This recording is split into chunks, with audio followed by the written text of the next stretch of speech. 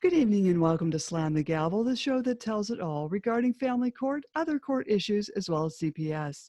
I'm your host, Marianne Petrie, and there is a non-denominational retreat at the Resolution Center of Jacksonville, Florida. This will be a time of support and renewal for parents and grandparents on the journey of parental alienation, standing strong in resilience, paving the way for good health and a great future. This will take place April 22nd through the 24th of 2022. I will have everything in the podcast notes. I have a return guest. I have Judith M. Weigle back on. She is a divorce mediator, and she's been so for 11 years, a legal document assistant for 10 years, and in private practice family law for 10 years. We're going to talk about a very, very huge subject that everyone's talking about in the legal profession right now. It is called paraprofessional. And I'm going to let Judith tell us all about it. And we need to know what this is. Yes, we do. Not only, Marianne, and thank you for having me back on, not only is this an enormous conversation that's been going on in the legal community in California since 1987, although it has not taken hold specifically yet, but this idea of having a paraprofessional in between choices for legal services, in between a lawyer and doing it yourself, has taken a foothold in Utah, Arizona, and the state of Washington. Possibly Minnesota. I read that in one article, but definitely Arizona, Utah, and Washington State. Washington State being the first one to add the services of a paraprofessional in 2012. But they have restricted new licenses as of 2018. Now, let's talk about what a paraprofessional is. And this is where you, because you have been part of the legal system as the public, and you have your own opinions, ergo your podcast, and those listening who need the services of the legal system. Here's what a paraprofessional is. It is a level of legal service, much like an attorney, but not exactly, although it does take two aspects of what an attorney does, and only an attorney does, and gives it to another non-attorney.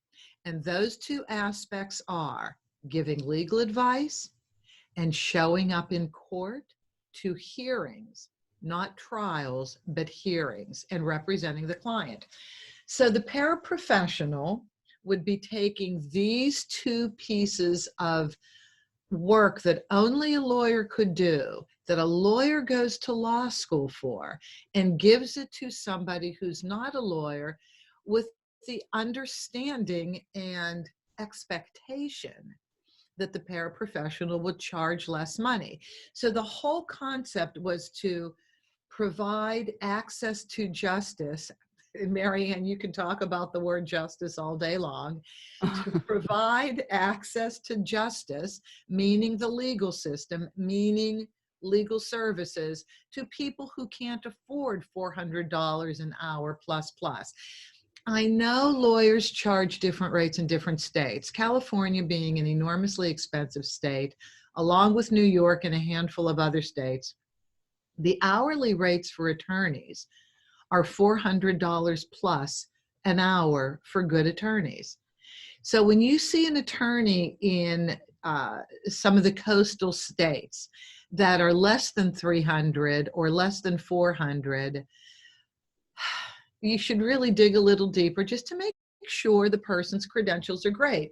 Because as one of the attorneys that I use to refer my clients to as a mediator and as a legal document preparation company, I mean, he's great. And he actually said, his name is David Yamamoto. I'm going to praise all the great attorneys, and I'm really going to talk about the unfortunate reality that we have a lot of bad attorneys, meaning people who are only in it for the money. We have too many of them in the system, which really dwarfs and creates a negative pallor on those really good attorneys? And how do you sift out the good from the bad when you Yeah. actually need legal services? It's Hmm. very difficult.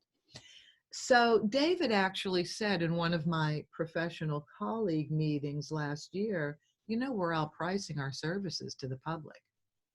Hmm. And those of us who actually care and would never overcharge and wouldn't even take cases. David does not take a case if he doesn't believe you need full representation from an Hmm. attorney. He just won't do it. He said, first of all, it's inappropriate. And Hmm. second of all, you're going to realize it at some point and wish I had told you your case should not be hired by an attorney. It's too simple. Hmm. In California and in several other states, there is a level of service in family law and bankruptcy that is already there to help the public have affordable legal services. And I have one of those licenses, and the license is called Legal Document Assistant. I am a legal document preparation company.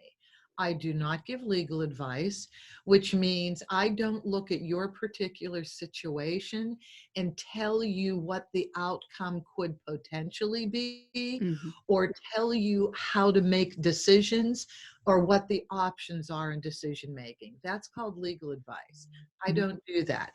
I talk in broad strokes, Marianne. So I'm in family law.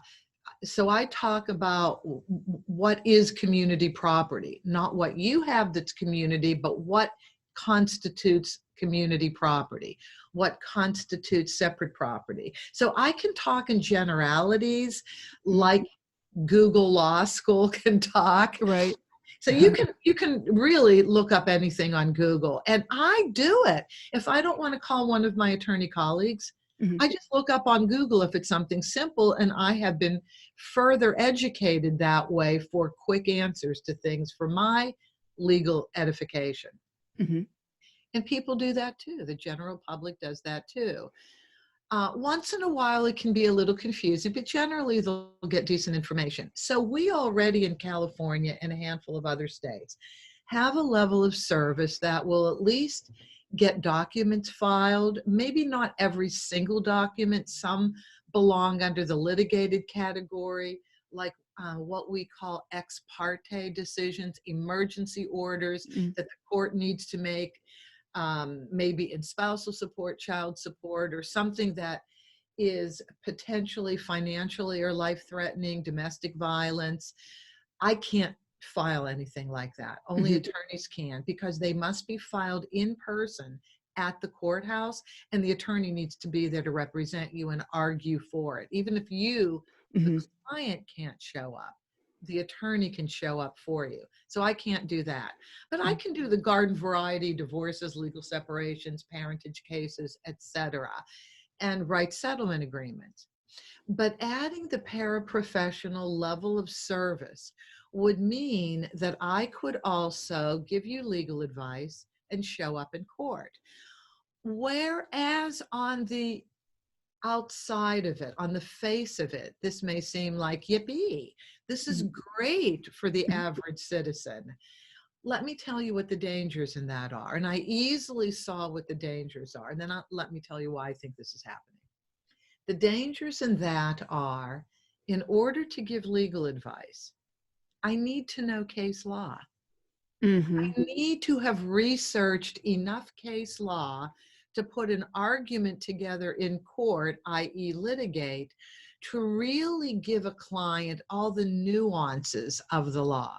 Hmm. I don't know that. I don't argue cases in law. Hmm. I could have an account with what we call Westlaw. It's a service nationally that gives you a database of case law. I had to use that when I was getting my paralegal license in Hmm.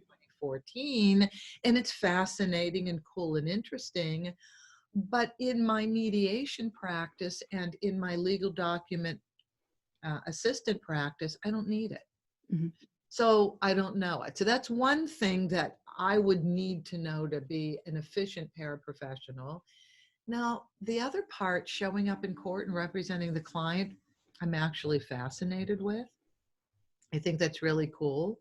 And I think that when the average citizen goes in to represent themselves, and I'd love you to speak to this in a second, when the average citizen goes in to represent themselves, there's a way you have to speak to the judge. Mm-hmm. There's a way you have to conduct yourself. There's a way you have to organize your information so that the judge will take you seriously and so that you can communicate properly. Mm-hmm. So before I go any farther, how did you get to the point of representing yourself? And when you started to represent yourself, Marianne, did things start working in your best interest better? Well, I got to the point of representing myself because I simply ran out of money. And I had to represent myself as far as, I did have one win in Superior Court. That was a major victory. If I did not have that win, I would be in and out of prison every 3 months for child support. Yeah, the gist of that is the lower court judge continued the charade that I never lost my job as a nurse, but yet I could still make $1,000 a month payments. you know, I remember this. yes, because of the false indications. But anyway, you know, I just always treated the judge with respect. Good morning, Your Honor. When it was my time to talk, I was, very calm, cool, collected. And just do your best. It's hard to do when the opposing attorney is in collusion with the judge. You're not going to win. Can we talk about that a second? Mm-hmm.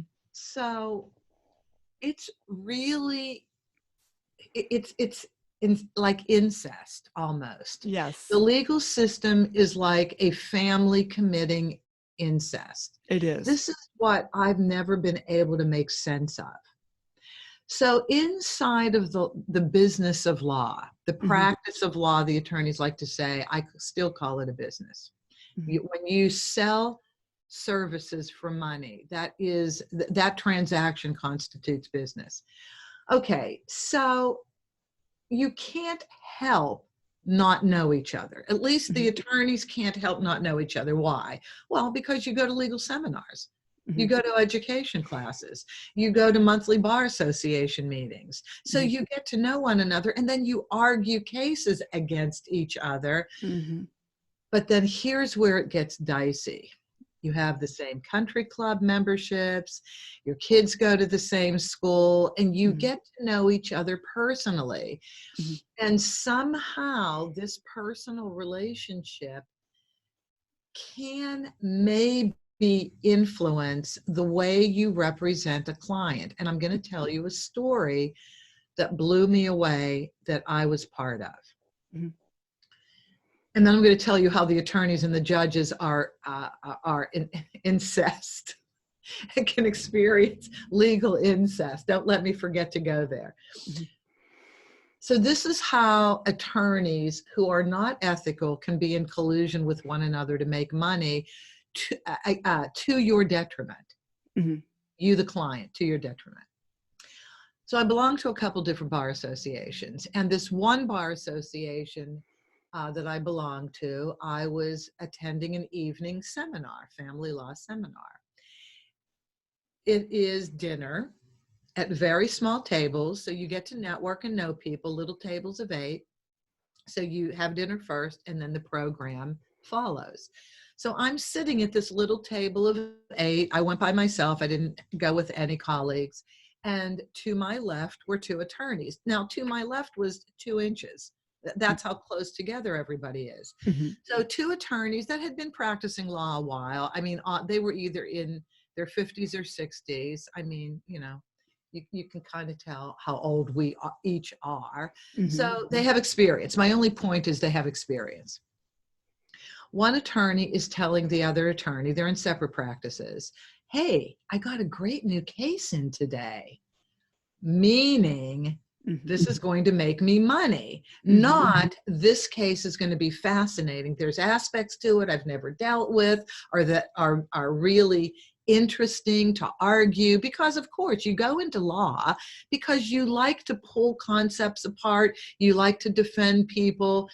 Some people go in it to hurt people. That actually activates and motivates a side of them that allows them to be hurtful, I guess, and pound people. There are people like this.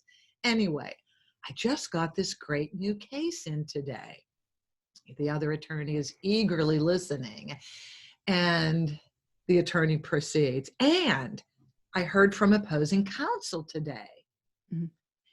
Opposing counsel said, get ready. We're going to paper you to death. Now, let's talk about this a second. Opposing counsel was representing husband who had all the money. And it was already understood husband was going to pay for both attorneys.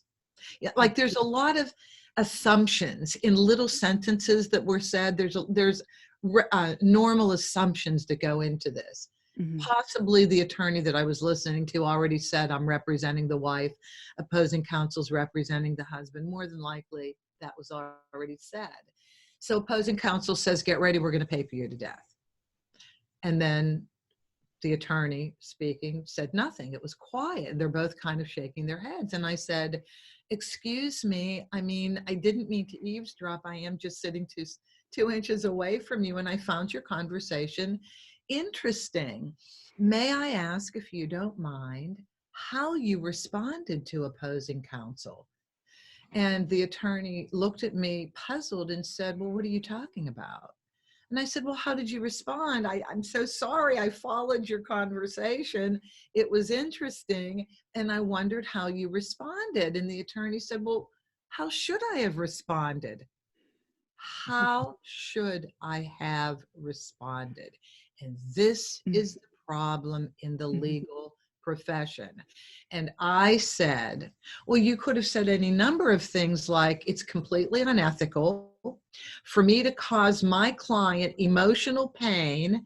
And there is pain in having to answer all these filings. Because in family law, these filings are really long and they require you to dig deep and spend time. And the more you spend time on paperwork and answering motions and subpoenas and this and that, you can't live your life. Your life starts falling apart.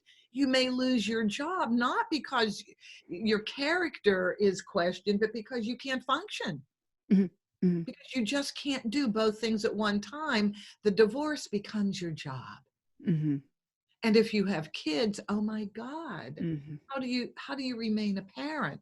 So I said, well, you could have said, you know, I cannot cause my client emotional pain just because your client's paying my legal fees.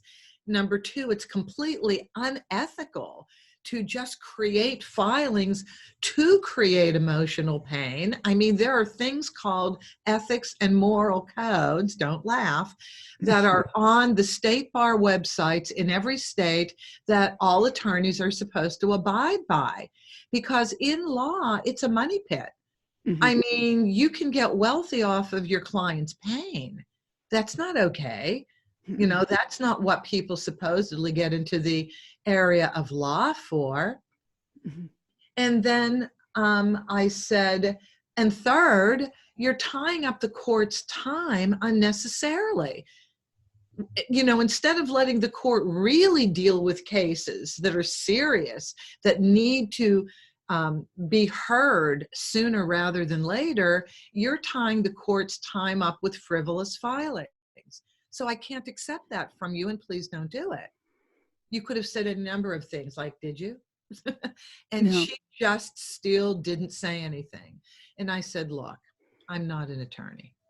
I'm a legal document preparation company and a mediator, and this is why I have a job, because of this. And then the seminar started, and I couldn't continue the conversation. Blew me away. Definitely. Oh. And it was like nothing. It was like a normal walk in the park conversation. I can't imagine how many more times this is done. Now, let me just Mhm. say, not every attorney would have accepted that. Mhm. Not every attorney would have just said, oh, God, this is great. I'm going to make a lot of money.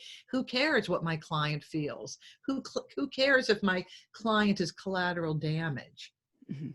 in this case? And should I assume my client is going to lose on the subjective areas of law? Mhm. There are objective areas, there are subjective areas. There are areas of law and family law that are just no-brainers. This is the way it goes. Mhm. Community property laws, as long as something was purchased with dollars you made from your jobs from date of marriage to date of separation, unless you have a prenup or a postnup, you've created community property. Mhm. But then there's other subjective things. The length of spousal support is subjective. Mhm. Even though in California we have this algorithm system called the DISO-master that is licensed by every courthouse and every legal professional to start running numbers for child and spousal support, there's still a level of subjectivity Mhm. in the amount of money and the number of years in spousal support. Mhm. So there's all of that. And now let me go to the incestuous relationship between attorneys and judges, because this is seriously important. We can't change this.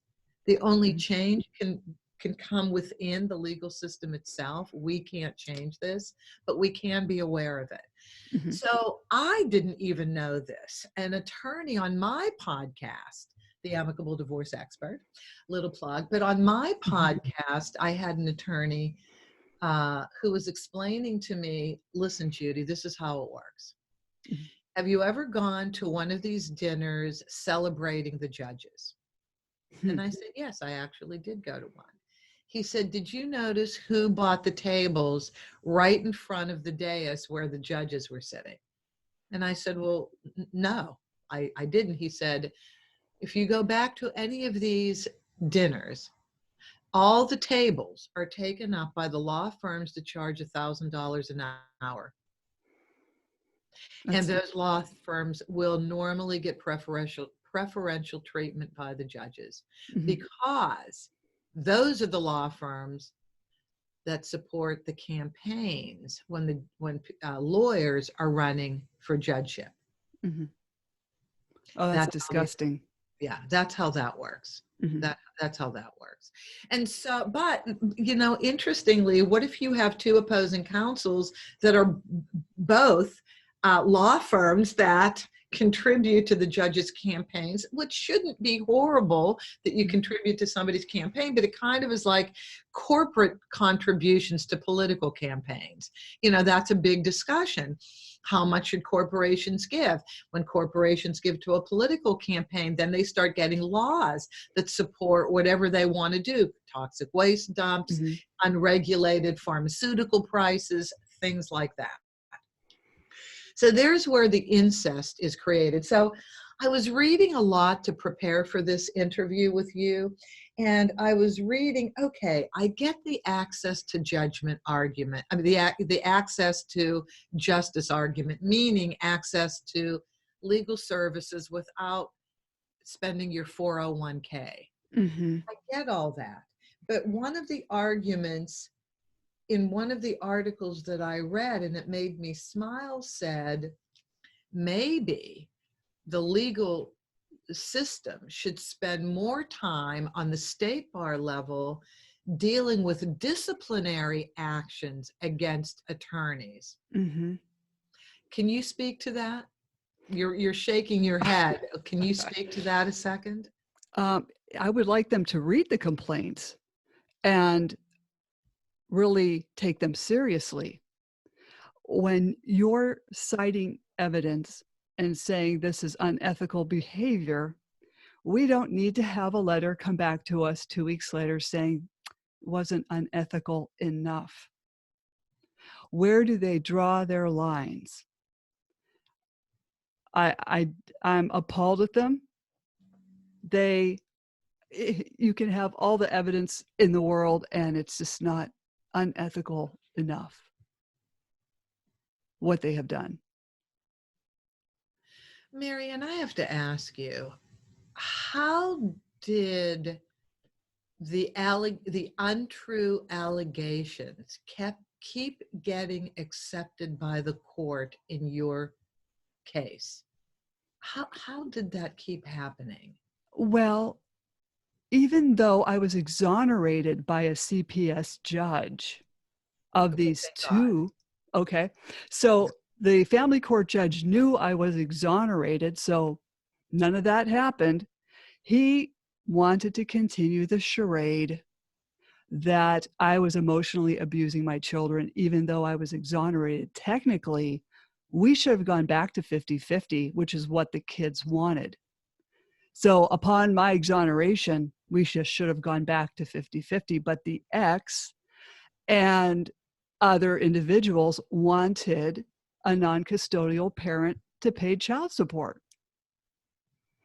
I don't know what they were thinking when they caused me to lose my nursing job and license over this, that they were going to get $1,000 a month out of someone that has no income. Yeah, pretty impressive on that. I need to ask a little question. Did the nursing field then come back to you once you were exonerated? Because this is where the justice system can ruin somebody's life. That's why Mhm. I'm asking this question. No, they did not come back. In fact, I, you know, let the hospital know that I'm exonerated a second time. I can come back. No response. See, because they knew there were, another child. Who's to say that they could rehire you back? And of course, you have to keep up with the computer system. So they would have to retrain you on the computer. They put a lot of time and energy retraining you on things that have gone on when you have not been in that job. So they figured, well, there's another child. We're not even touching this one because there could also be another false indication where she can't work again. Oh, so they looked at their investment in training Hmm. as the issue. Gosh, this Right. computer system must be pretty It's pretty complicated. complicated. And, the thing is, it's Wow. complicated. There were new dress codes. There's new, IV packaging coming out. There's new, more Wow. up-to-date things that if you haven't been there in 6 months, so much can change. I don't blame the hospital one bit. Okay. But it's because of what happened within the legal system that the Mhm. trajectory of your life dramatically changed. Mhm. And so this is what can happen. This is what the legal system can do. The effects that they can have far exceed the results in the case. Mhm. It can literally damage your life Mhm. permanently if you aren't the resilient person like you are, and I'm sure Mhm. some other people too, to say, okay, wait, this is horrible, Mhm. this is unjust, but let me use this as a way to turn my life around in a better way, and try and create a positive out of a negative, which you've Mhm. done extremely well for yourself. But not Mhm. everybody has that resilience. Mhm. Some people are just beaten down to the point where they commit suicide. Mhm. I mean, that actually does happen. I'm Mhm. not being over dramatic. Mhm. People commit suicide when they are so pummeled, Mhm. so caught off guard that something completely untrue could be said about you, could be alleged, could be filed in court, could be presented to other people, and all of a sudden your life is trashed. This is Mhm. unbelievable. Mhm. Un- Okay, now something else I wanted to uh, share. I'm putting a talk together, and I want to present this to law schools and legal conventions, bar associations, and I have a team that's already presenting this. And the title of the talk is "Raising the Bar on the Attorney Brand." My hope is to change the way attorneys practice and think. And as I was doing my research to put the outline of this together, I came across a survey that was done by Forbes.com magazine. It was done in 2018. It's not that long ago. Mm-hmm. I haven't seen an update on it, but it was the 15 most and least trusted professions in the United States. The most trusted profession, Marianne, nurses. Mm-hmm. You. What you used to do was the most trusted profession, followed by doctors, number 2. You go all the way down to number 12 out of 15, and you find lawyers. Number 13 were business executives, 14 were car salesmen, and 15, Congress. Mm-hmm. That is horrible. So between the last 4 positions, you have number 12 lawyers and number 15 Congress. That's our legal system. Mm-hmm. Mm-hmm. Least trusted. So this isn't good. So I'm hoping that by speaking to law students, Mm-hmm. I have a fighting chance of explaining to them who have no clue how a law firm is conducted. So we're going to talk about that in a second, because again, this is why the paraprofessional idea came from. I want to set the law students up to make the most ethical decisions possible, to be a little more creative in how they practice law in terms of providing real life solutions to legal problems, because it's needed.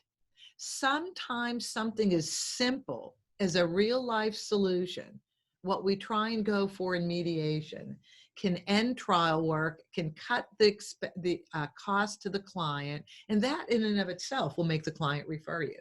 That in and of itself will set up word of mouth referral, which is what everybody wants. Mm-hmm. And the other thing I want to talk about is saying no to unethical requests by employers and clients. Now, clients are a little bit of a problem too. Like your former husband was a problem in and of itself.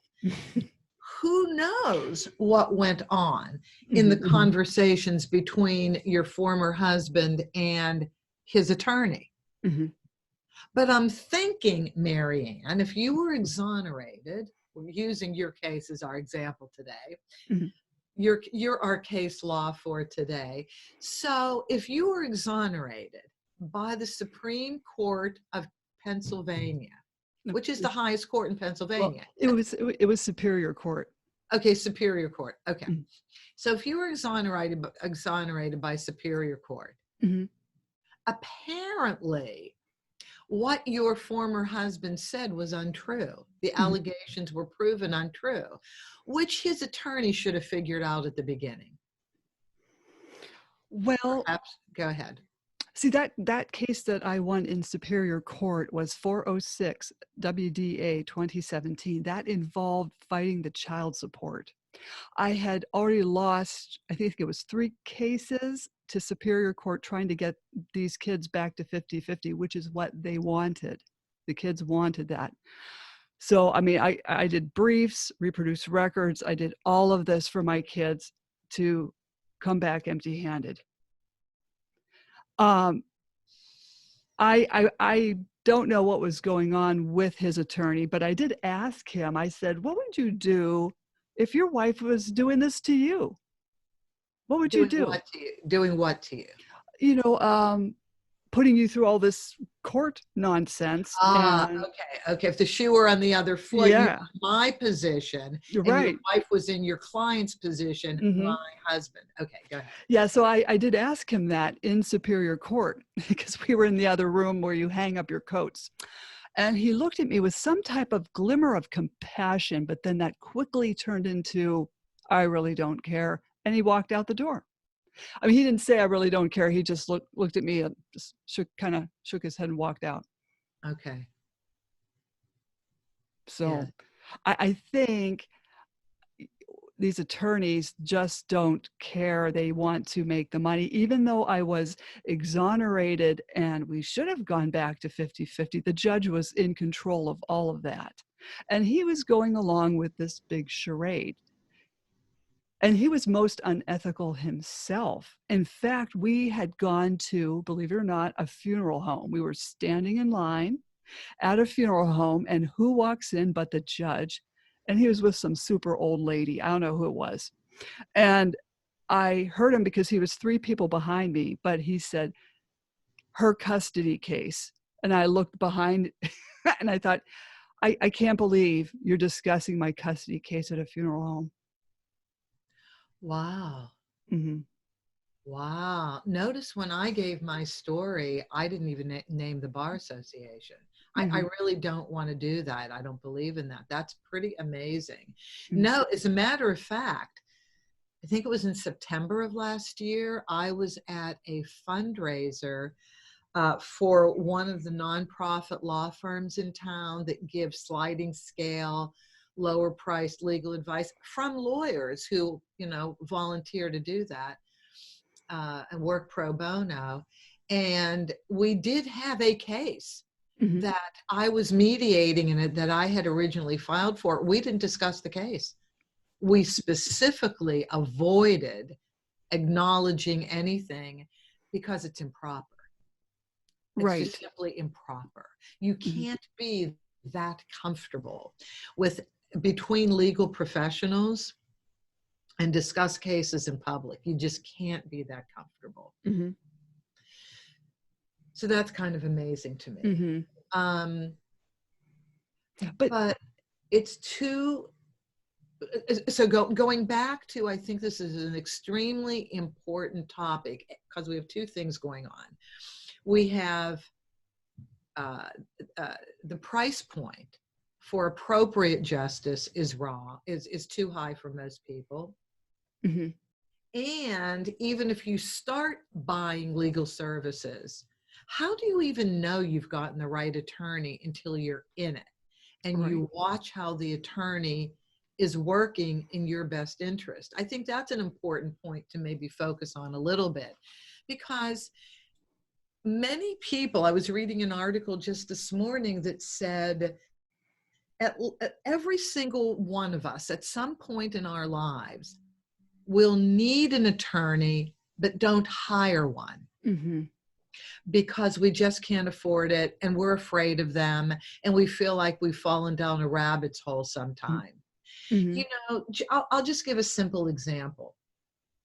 We have social media, Mm-hmm. and social media can be positive and it can be negative. Mm-hmm. And you have these places like Yelp, review places, Mm-hmm.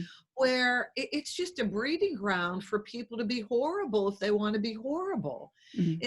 People unfortunately don't tell the truth.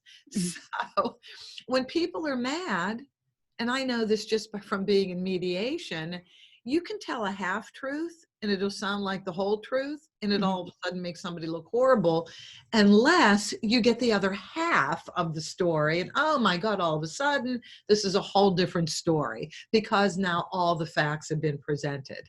Mm-hmm. And you can easily hurt somebody's business by putting untruths on social media. This is so these people walk into lawyers' offices, and if you walk into the right office, if you walk into a lawyer's office that's like you, that doesn't care, that Mm-hmm. just wants to argue and win, and however they have to position the facts is however they have to do it. Or there's some attorneys that say, yeah, this is kind of odious. All right, so a couple of attorneys have already turned you down because they don't want to do what you're asking them to do. I'll do it. Mm-hmm. And that justification is somebody was going to take the case. Why shouldn't I? I Mm-hmm. ran into one of these situations years ago when I first started. I was dealing with a woman. In fact, I had inherited this case from the woman I bought this company from, Divorce Resource Incorporated. So the case had already been filed. We were in the middle of it, and I had to write the settlement agreement. That's where I was. Mm-hmm. Well, there was a 3-year-old child, one minor child, 3 years old, and the husband moved to another state. The husband wasn't doing his disclosures, wasn't participating, and did not file a response, which meant I could have moved the case forward for her in a slightly different way. Um, but there was child support, and she really wanted to collect child support, which meant he had to be involved. Mhm. So the deal she was ready to make with him, who she had already said is a drug addict, has unsavory drug addict friends, doesn't hold a job, the only way he makes money is selling drugs, and people are crazy.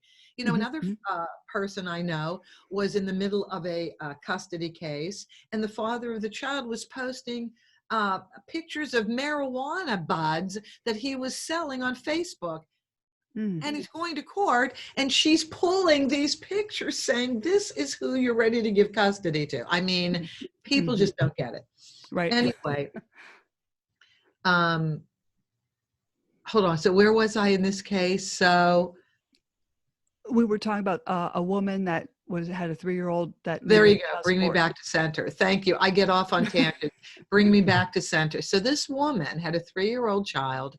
And even though she had told me about the lifestyle of the father of the child, and that to have visitation, the 3-year-old would have to get on a plane, she was ready to let dad have the 3-year-old on a plane, going to another state where she had no control, just to get the divorce over with.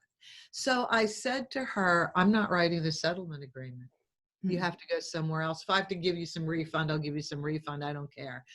I'm not writing this. I am not going to participate, even though I'm not legally responsible as a mediator or a legal document preparation company. Even though I have no legal responsibility here, I am not going to, with a good, clear conscience, participate in putting words on paper that would potentially damage life-threatening situations to your son. Not going to happen.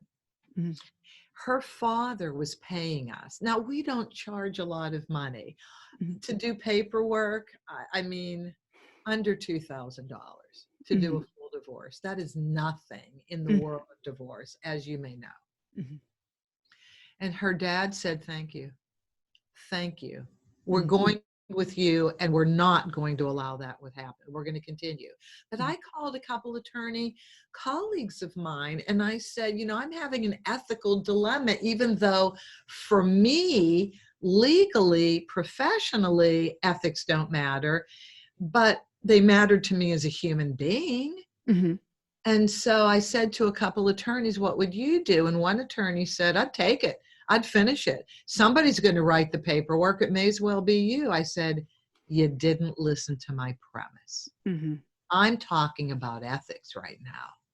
I'm talking about how and you really just kind of told me money is more important than ethics. Mhm. And that's the problem in the legal system. Money is more important than ethics. And Right. again, it's not everybody. So now we have the public. The public has a responsibility to keep the legal profession honest. Mhm. The public has to want the best ethical, honest service. So here's what I hear. I need a shark. Let's Mhm. lawyer up. I Mhm. want an attorney that's going to pummel the other party. Okay, so we're setting up the attorneys to behave in a way Yeah. that at some point is going to bite you. Mhm. It really is going to bite the person that wants to bend the legal system.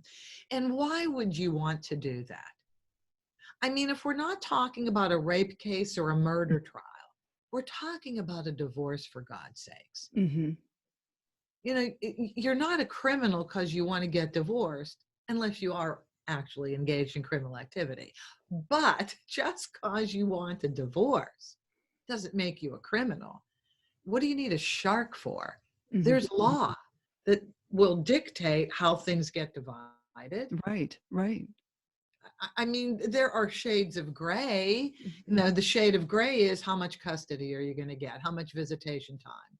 Are you going to get joint custody or sole custody? And how much percentage? Or do you need a monitor? Do you need a monitor there because you're such a horrible parent, allegedly? Mhm. Or can you be with your kids on your own? You know, those are shades of gray. But and then at least in California, and it's really different in other states for alimony or spousal support, vastly different. But in California, okay, there's shades of gray on how long spousal support can be granted and how much it will be. But other than that, things are kind of clear.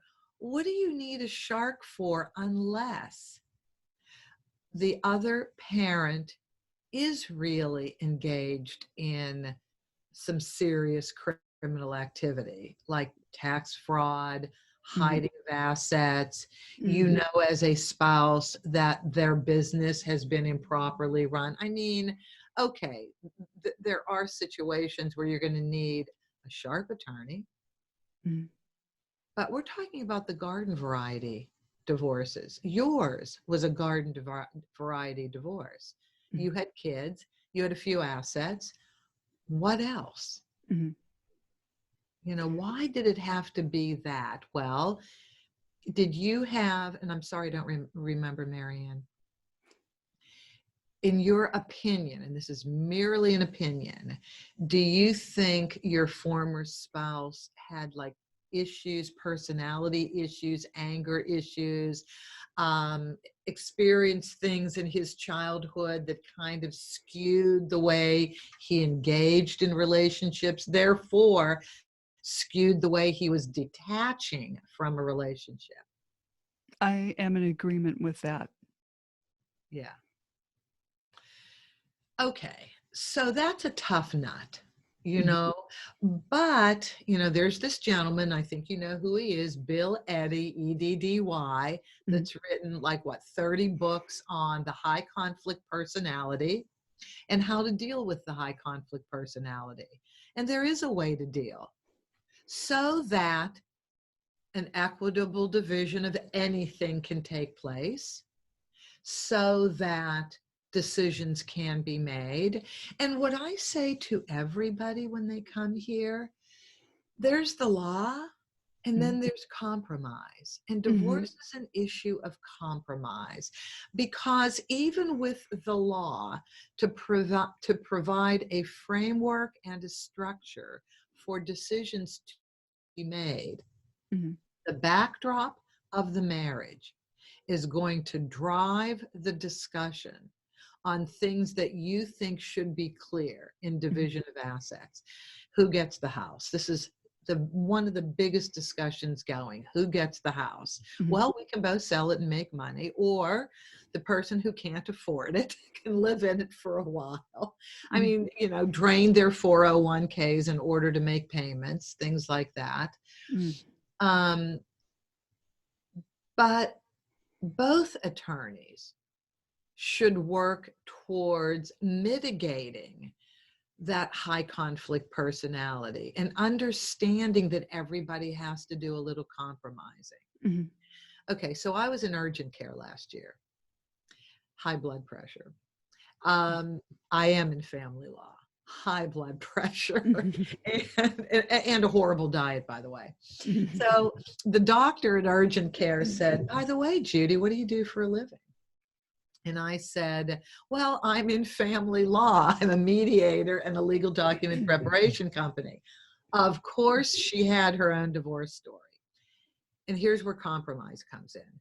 She told me her divorce story. She said, well, as a doctor, she made more than her husband, although he earned a decent salary. He was working, and they had one child. And to her, the child was the most important thing. She didn't disagree with the child being with her father, but didn't feel that dad wanted to be there enough, Mhm. wasn't seeing that dad wanted to be participatory and would have been supportive in terms of homework, school activities, things like that.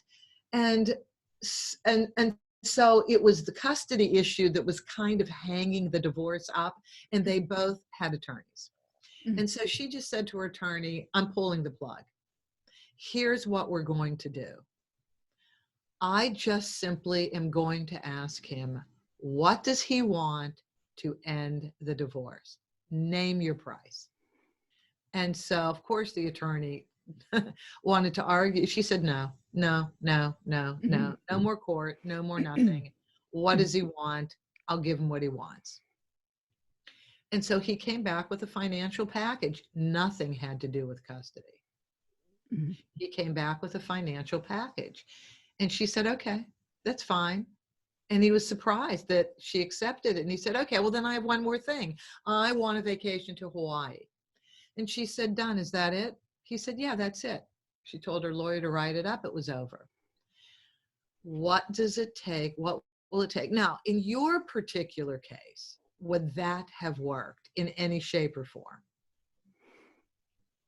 No, because whenever I sent a settlement offer in, and this is way after the divorce, this was during a federal lawsuit or whatever, I would send in a settlement agreement. Like, it's kind of a long story, but his lawyer would write back, you must be mentally ill. You must have mental health issues, because he would always call me mentally ill, even in front of child support officers. It was just Can we ongoing. just stop and talk about how unethical that is? Yes. I mean, that is beyond unethical. Keep going. Oh, yes. He would also continue. Well, he also chided that I had a lazy eye, and he did that in a child support, you know, not, Because that has relevance. I don't know. Okay, go ahead. But he just is Uh-huh. very, and the thing was, whenever we were in a child support conference, the ex and the attorney never looked me in the eye. They could not look at me. So they had lazy eyes unto themselves. And yes, yes, God. yes. Because I would say to them, why can't you look at me? Why can't you look at me in the eye? And that's when his attorney said, which eye? Oh, this is so horrible. This is the fear people have. Mhm. Marianne, okay, so let me ask you something. In the actual divorce case, Mhm. what was the hang up? Well, see, there was, what we did was we divorced amicably. We just wrote up our own settlement, and we just went along our Oh, merry way. I gave him the house because I said, I don't want it because it has bad memories. I just want to be able to save money and buy, a something different house. later. Yeah. Yeah. I want the kids, when they visit you, to have familiar surroundings. So they have their own rooms. They're used to it. Oh, that was really nice. No, that's super nice. And so what happened was, we went on our merry way, and until he met that other woman who, unbeknownst to me, or I don't know if like I keep saying, I don't know if I knew she worked in the courthouse. That's when things got kind of rocky. And then when I remarried, that was the nail in my coffin. Oh, so the divorce was actually not horrifying. You were both open to compromise. Mhm. It was post-divorce that the issue of custody and child support came up. Is that it? Right, right. Years later. Years later. Years, because the divorce was final, say in '04, and bad things didn't start happening until 2013. Okay, so this is even worse. Mhm. That something happened after everything was done and over with, Mhm. and now you're in a horrible situation. Okay, Right.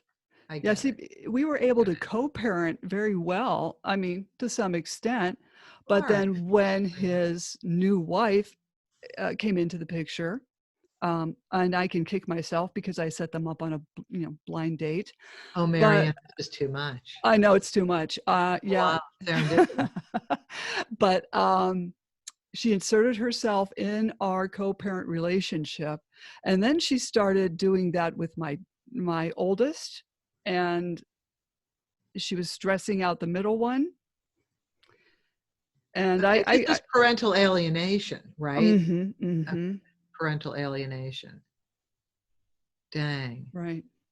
Okay, so going back to the paraprofessional and why this is happening. So In my research, I didn't think in California it stemmed back to 1987. It's not taken foothold yet. Mhm. But it's literally Washington State was the first state that had paraprofessionals, and they are now discontinuing new licenses as of 2018. So something must have happened. And there's an issue of malpractice that goes into this. So lawyers have to have malpractice insurance in order to give legal advice, in order to represent you in court. These are the two mainstays of a legal practice: representing you in court and giving legal advice. And of course, therefore, arguing your case. Mhm. So something must have happened. And I have to do more research on this because I didn't know that. I thought Washington was still going strong. Utah and Arizona are still going strong, at least by all of my research. Mhm. So I'm wondering, and this is in other articles I was doing research on, I was wondering if the paraprofessionals were starting to charge more and more money. You Mhm. know, money and greed go hand in hand. You know, Mhm. money is the root of all evil. It literally is true. Mhm. It makes us do things that we know aren't right. Mhm. And again, I can't emphasize more. I am not bashing all attorneys. Mhm. There are some wonderful attorneys, and I have a list of wonderful attorneys that I readily give out to everybody who are very ethical and will say, I won't do that. I am so Mhm. sorry, you have to go to another lawyer. That is Mhm. unethical. You are asking me to work in a way that would be detrimental to me Mhm. and my level of honesty, but detrimental to the other party. And that's not how I function. So Mhm. I want people to look for lawyers like that, because ultimately you will be represented well. Even if you, in a family law case, are very hurt, Mhm. and in your hurt state, go to an attorney and want to hurt back, a good attorney should not let you do that. Mhm. A Mhm. good attorney should say, first of all, I want you to see a therapist if you're not seeing one already. You Mhm. need to take care of your emotions Mhm. before we put you in the legal system. This is something else I want to say to your audience as a takeaway. Mhm. In a divorce, um, maybe in a criminal trial, but that doesn't really, you can't control time in a criminal trial. Mhm. In a divorce, you can control when you file for divorce. And you also can control the speed or lack thereof in which the case proceeds. You really do have a lot of control. But I have found in my 10 years of practice that if you go through the emotions of transitioning out of the marriage first and go through the grief stages, forgive yourself if there's things you need to forgive, apologize if there's things you need to apologize for, Mhm. but just deal with the fact that you're coming out of a relationship that you thought was going to be forever. And if you have minor children, a whole nother layer of still being connected to your soon to be former spouse. Mhm. You know, that takes a lot of emotional healing to be able to do that and take care of the kids, Mhm. not let the kids be collateral damage, and to let you learn from that, to learn to help you advance emotionally, to use it to, maybe reestablish yourself in life. So this is a wonderful opportunity. Divorce is a new beginning. It's the last sentence in all of my confirmation emails when I set appointments for people. Divorce is a new beginning. And I live by that. I was a product of divorce, and I looked at it as a new beginning. Mhm. But if your attorney is going to engage in conversation like that, you found a wonderful attorney. Mhm. If your attorney says, okay, I can do that. I can hurt them. We can do that. All right. I hear you. All right. I'm ready. Okay, run screaming, run screaming. There are some divorce attorneys that are considered father's rights attorneys. Mm-hmm. Now, on the face of that, that may sound great, but I don't want fathers to be afraid anymore. You don't Mm-hmm. need fathers' rights attorneys anymore. Mm-hmm. You're shaking your head, yes. Do you agree? I Because agree. the courts want both parents. The starting point for most courts is an equal division of time Mm-hmm. Mm-hmm. so that the kids can have the advantage of having the most exposure with both parents. Mm-hmm. So that's a good thing. That's really, unless one parent is, a substance abuser or something like that. But the regular situation where, nobody has those kinds of issues, Mm-hmm. yes, the court wants exposure equally to both parents. So it should start right there. And when you have an attorney that will do whatever you want them to do and take any charges you make against your soon to be former spouse and build that into a case, you have to remember you're hurting your children too. Mm-hmm. And do you really hate your spouse that much that you would throw your children under the bus? Well, maybe you do. Maybe you're suffering from some issues, but I'm hoping the attorneys will kind of bring you to your senses and say, I'm sorry, not only Mm-hmm. are you going to be hurting your children ultimately, but if these allegations aren't really, really, really, really true, what's your greater goal here? What do Mm-hmm. you really want to do? Why are you really hiring me? Mm-hmm. See, you need these kinds of conversations out of your attorney. And now I want you to be aware of some things in the attorney business model. And it doesn't matter what area of law. Their attorneys are paid salaries. Mm-hmm. And you have to have X number of billable hours each month to equal your salary. Mm-hmm. And if you don't have billable hours equal to your salary, you have to create them. Mm-hmm. You have to then pull your files, your open files, and think of things to do. Think of correspondence to write. Think of phone calls to make so that you can charge your clients, so that you can have enough billable hours to justify your salary. Mm-hmm.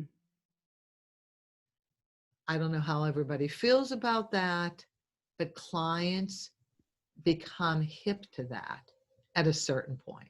Mm-hmm. And I know this to be true because when I started my mediation career, and before I had actual clients, I volunteered to work for the Los Angeles County Bar Association in the attorney-client fee dispute department. So I was assigned cases in which I would have to provide 3 hours of pro bono time when a client filed a complaint at the local bar level against the attorney representing him or her because there was a fee dispute. They disagreed with how the attorney was filing. Maybe the attorney they didn't feel worked equal to what they were being charged for, and they saw billing line items in the billing that didn't make sense. Why did you do this? You didn't need to do this. We talked about this. Or, well, we're going to do things this way. Why are you all of a sudden now doing them that way? And why was I getting emails and calls? This has already been resolved. Mm-hmm. So those are fee disputes.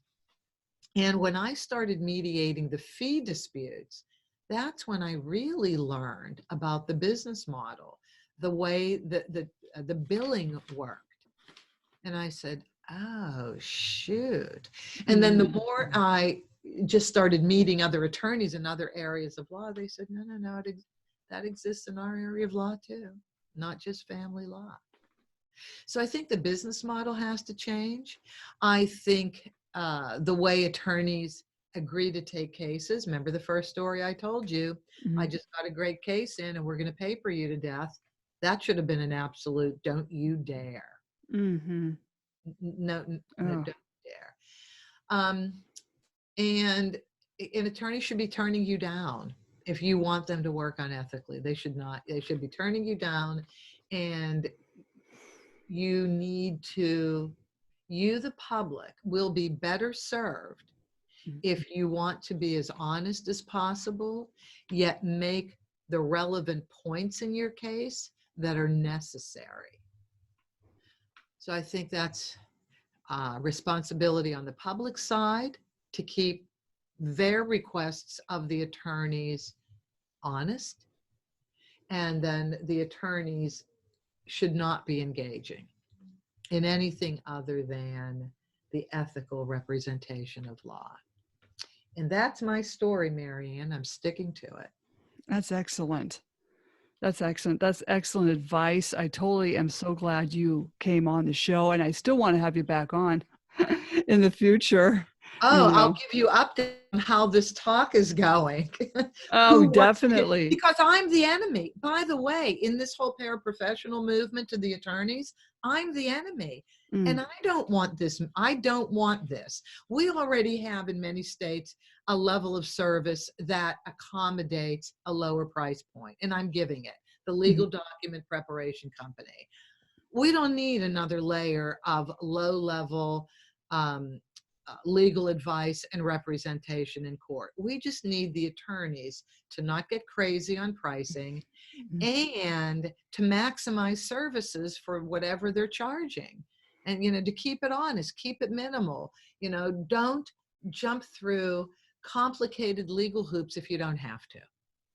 If you can talk it out, if you can mediate, so much more effective. Yes, I agree. Well, hey, oh, definitely. And how can people reach you? So divorceresourceinc.com. That's the website, divorceresourceinc.com. And you can reach us, info@divorceresourceinc.com, or you can call the office, 310-441-7555, 310-441-7555, or my email address. The millennials love the emails more than they like the phone, and the Zers, I'm sure, the Gen Z. I love millennials and Gen Z. So for those folks, and one of my highest demographics is 25 to 35-year-old people. So my email address is Judy, Judy, at divorceresourceinc.com. And I'll put this in the podcast notes as well. So don't jump off. Thank you. Hang on. Slam the Gavel is a podcast to help the public understand what really goes on in these family courtrooms. I'm your host, Marianne Petrie, author of Dismantling Family Court Corruption, Why Taking the Kids Was Not Enough, and Cry Out for Justice, Poems of Truth. Please join us again here with Judy in the future and other guests. Thank you again. I appreciate you. My pleasure. Thank you for allowing me to talk about this. Definitely. And we'll talk again. Thank you, Marianne.